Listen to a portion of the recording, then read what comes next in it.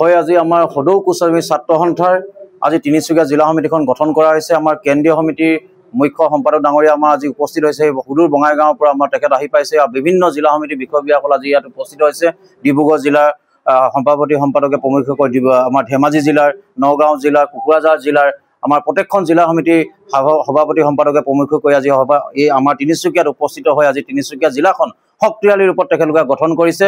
তিনিচুকীয়া কোচ ৰাজবংশী ছাত্ৰ সন্থা আৰু কোচ ৰাজবংশী মহিলা পৰিষদ আজি গঠন কৰা হৈছে। আজি আমাৰ তিনিচুকীয়া কোচ ৰাজবংশী ছাত্ৰ সন্থাৰ আমাৰ সভাপতি হিচাপে আমাৰ ভূপেন কোচ ডাঙৰীয়াক শদিয়াৰ ভূপেন কোচ ডাঙৰীয়াক দিয়া হৈছে আৰু আমাৰ সাধাৰণ সম্পাদক হিচাপে আমাৰ দুজন সম্পাদকক দায়িত্ব দিয়া হৈছে। তিনিচুকীয়া জিলাৰ লেখন দত্ত আৰু পল্লৱজ্যোতি দাস ৰাজবংশীক দিয়া হৈছে আৰু আমাৰ এই আজি যিখন সমিতি গঠন কৰা হৈছে তিনিচুকীয়া জিলা সমিতিখনৰ উপদেষ্টা হিচাপে মুখ্য উপদেষ্টা হিচাপে গুণ বৰা ডাঙৰীয়া আৰু উপদেষ্টা ধন দত্ত কোচ আৰু অম্লানজ্যোতি দাস ৰাজবংশী অম্লানজ্যোতি কোচ ৰাজবংশীক আমি উপদেষ্টা হিচাপে নিয়োগ কৰা হৈছে। এই সমিতিখনৰ আজি এই সমিতিখন গঠন কৰা হৈছে 31জনীয়া সমিতিখন আৰু মহিলা পৰিষদখনো আমি 21জনীয়া গঠন কৰা হৈছে। আজি আগন্তুক দিনত এই দুখন সমিতিয়ে লগ লাগি তিনিচুকীয়াত আমাৰ কোচ ৰাজবংশী জনগোষ্ঠীটো উন্নয়নৰ কাৰণে বা আৰ্থিক ক্ষেত্ৰত বা শিক্ষা ক্ষেত্ৰত বা অৰ্থনৈতিক ক্ষেত্ৰত সকলো ক্ষেত্ৰতে তেখেতলোকে মাত মাতি যাব বুলি আমি আশা ৰাখিছোঁ।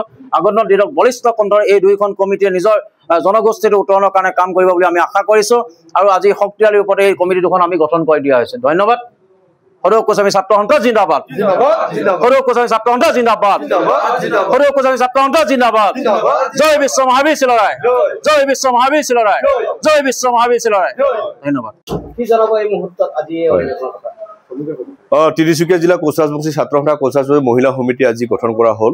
আজি আমাৰ এটা কথা ভাল লাগিছে, আজি তিনিচুকীয়া জিলাৰ বিভিন্ন প্ৰান্তৰ সিঁচৰিত হৈ থকা কোচ ৰাজবংশীসকল আজি একত্ৰিত হৈছোঁ আৰু বিভিন্ন প্ৰান্তৰ কোচ ৰাজবংশী ছাত্ৰ সন্থা আমি একত্ৰিত হৈ আছোঁ আৰু কোচ ৰাজবংশী ছাত্ৰ সন্থাৰ নেতৃত্বত বিভিন্ন প্ৰান্তৰ সিঁচৰিত হৈ থকা কোচ ৰাজবংশীসকল আমি একত্ৰিত হৈ আমি ৰাজপথত নামি আছোঁ। আমাৰ এটাই কথা, কোচ ৰাজবংশীসকলক লৈ যি প্ৰতাৰণা প্ৰবঞ্চনা কৰি ৰাজনীতি প্ৰতিখন চৰকাৰে কৰি আহিছে, বৰ্তমানৰ অসমৰ মাননীয় মুখ্যমন্ত্ৰী ডাঙৰীয়াক এটা কথা অনুৰোধ কৰিব বিচাৰিছোঁ, আপোনালোকে কোচ ৰাজবংশীসকলৰ ইছ্যুটোক লৈ আপোনালোকে ৰাজনৈতিক বৈতৰণি পাৰ কৰাৰ যিটো পৰম্পৰা এইটো আপোনালোকে বন্ধ কৰি সঁচা অৰ্থত খিলঞ্জীয়া ভূমিপুত্ৰসকলক ভাল পায় তেতিয়াহ'লে কোচ ৰাজবংশীসকলক প্ৰথমতে জনজাতিকৰণ কৰাৰ ব্যৱস্থাটো কৰক। মই আপোনালোকৰ জৰিয়তে এটা কথা অনুৰোধ কৰিব বিচাৰিছোঁ, কোচ ৰাজবংশীসকল হাত সাৱটি বহি থকা এটা জাতি নহয় আৰু আঁঠুকাৰী অধিকাৰ বিচৰা জাতি নহয়।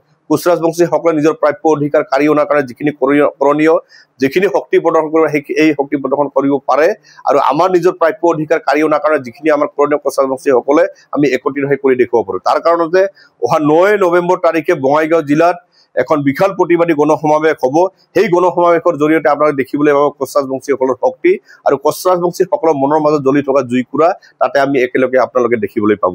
সেয়ে অসমৰ মাননীয় মুখ্যমন্ত্ৰী ডাঙৰীয়াই এটা কথা কৈছে, যদিওবা আপুনি কোচ ৰাজবংশীৰ ক্ষেত্ৰত যদি আপোনালোকে নিগেটিভ যদি চিন্তাধাৰা কৰি আছে, এতিয়াও পজিটিভ কৰাৰ চিন্তাটো আপোনালোকে কৰক, নহ'লে কিন্তু আপোনালোকে যিটো ভাবি আছে বোলে বিজেপি চৰকাৰ পুনৰ আহিব তেতিয়াহ'লে পচিবল নহয়। আমি এটা কথা স্পষ্টকৈ কৈছোঁ,